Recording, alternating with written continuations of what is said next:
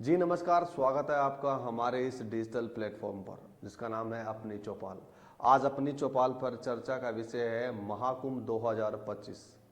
कहते हैं कि सनातन धर्म का एक सबसे बड़ा मेला लगता है वो है महाकुंभ।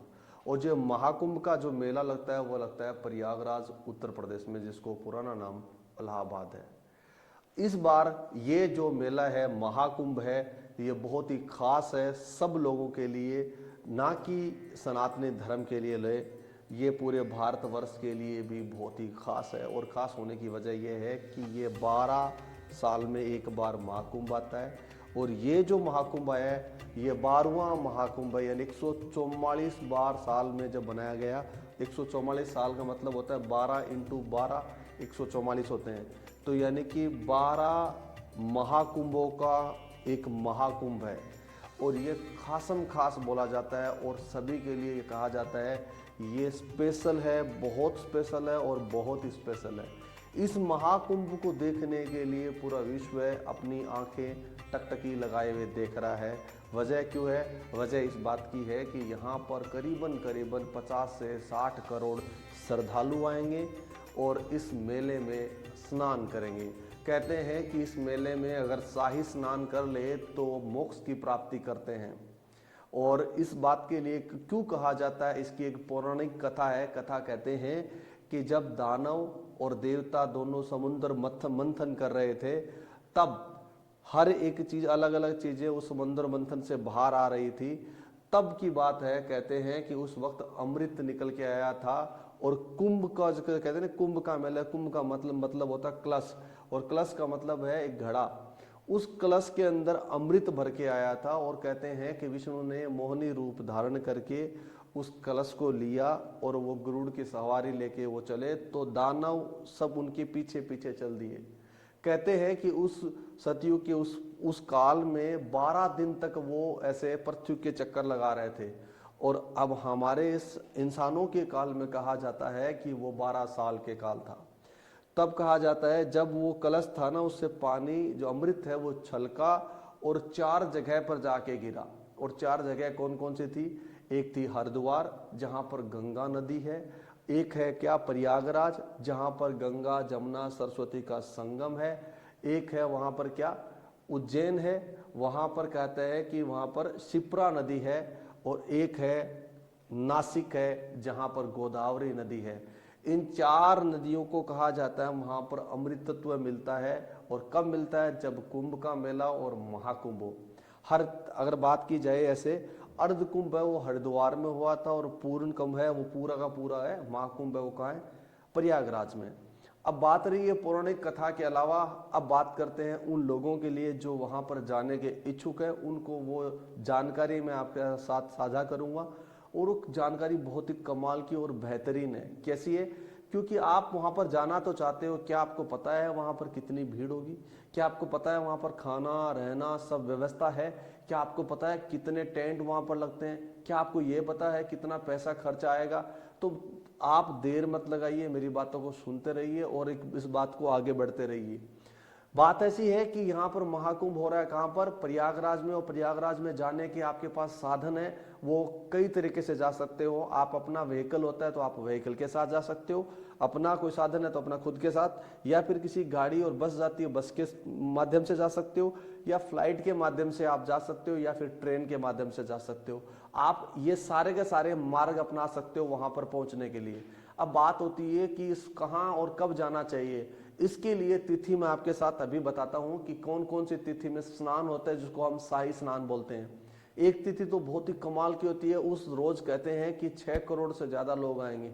और वहां की व्यवस्था, वहां उत्तर प्रदेश की सरकार ने उस चीजों को मद्देनजर रखते हुए करीबन कहते हैं 4.5 लाख लोग लगा रखे हैं सिर्फ और सिर्फ उनकी व्यवस्था देखने के लिए।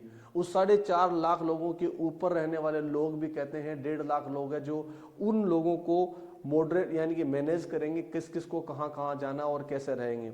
उन 1.5 लाख ऊपर के लोगों को भी कहते हैं कि वहां पर 25,000 वो लोग हैं जिसको स्पेशली वो लोग ट्रीट करेंगे उन लोगों के लिए। भारत ही नहीं, विश्व के लोग भी वहां पर आएंगे स्नान करने के लिए। ज्यादा समय को जाया नहीं करता, आप बताता हूँ कि अगर आपको वहाँ जाना है तो इन चीज़ों को बहुत ही ख्याल रखना होगा। वो ख्याल रखने वाली बात क्या है, वो है ये।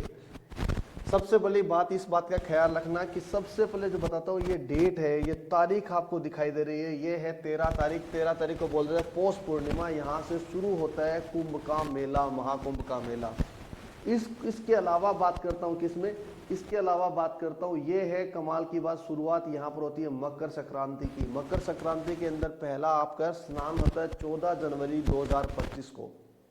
इस मकर संक्रांति के बाद में ये जो मैं आपको लिख के दे रहा हूँ वो बहुत ही कहते हैं कि ऐसा कहा जाता है 29 जनवरी 2025 को, जिसको बोला जाता है मौनी अमावस्या। क्या बोला जाता है, मौनी अमावस्या। और उस दिन करते हैं कौन, अघोरी, नागा बाबा और कल्पवशी और बाकी सब साधु संत लोग उसी दिन स्नान करते हैं। और उस दिन कहा जाता है कितने 6 करोड़ से लोग ज़्यादा लोग यहाँ पर क्या करेंगे, एक साथ स्नान करेंगे। और इसके अलावा बात आती है उसके बाद 3 फरवरी 2025, जिसके लिए बता दूं आपको, वो है कौन सा, बसंत पंचमी के दिन होगा स्नान।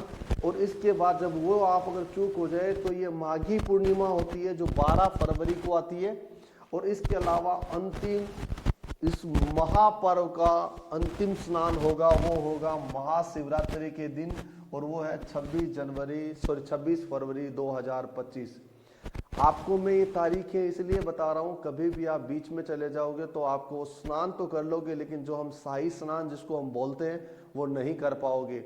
और हाँ, इस बात को याद रखना, ये सब चीज़ें आपके साथ तो है ही है, इसकी एक ऐप भी आती है, उस ऐप को डाउनलोड करोगे तो वो सब चीज़ें आपको बता देंगे। और व्हाट्सअप नंबर भी है, उस नंबर के सहारे आप क्या कर सकते हो, उस नंबर के सहारे आप सारे के सारे वो चीज़ें ले सकते हो जो आपको चाहिए।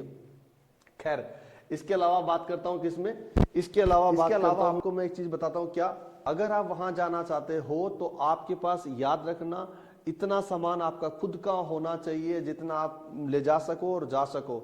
अगर आपको त्रिवेणी संगम में जाना है वहां पर, तो वहां पर करीबन 3 से 4 किलोमीटर आपको पैदल चलना होगा, आपका वाहन वहां तक नहीं जाएगा। अगर वहां जाते हो तो मैं एक सलाह जरूर दूंगा, एक अच्छी सलाह कहते हैं कि त्रिवेणी संगम के थोड़े से ही दूर में क्या है, एक लेटे हुए हनुमान जी है, वो पूरे विश्व में कहीं नहीं मिलेंगे, मात्र और मात्र वहीं मिलेंगे लेटे हुए महाराज हनुमान जी, उनका दर्शन जरूर करना। इसके अलावा वापस उसी बात पर आता हूँ, ये सारी की सारी वेबसाइट है जिस वेबसाइट के थ्रू आप जा सकते हो। और इस वेबसाइट में आपको खास बात मैंने बता दी आपको, क्या आप उसमें सारी चीजें क्या है, अगर इसमें बात करते हैं कुंभ मेले के अंदर ये हिस्ट्री वगैरह तो है ही है, डेट वेट सब कुछ दे रखा है। इसके अलावा बात करता है अगर इसके बारे में ज्यादा जानकारी चाहिए तो आप डाउनलोड पे क्लिक करोगे तो ये सारे के सारे उसके बारे में PDF है, जो आपके ब्रोशर्स बोलते हैं वो सारे ब्रोशर्स में अवेलेबल है। ठीक है, आपका समय मैं जाया नहीं करूंगा, आपसे यही कहूंगा अगर आप वहां जाना चाहते हो तो बिल्कुल जाइए, 200% जाइए।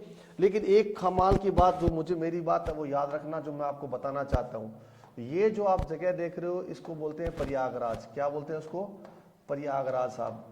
इस प्रयागराज की अगर बात की जाए, इसके 100 कितना है, 123 किलोमीटर, कितना है साहब, 123 किलोमीटर दूर है, वो वाराणसी है।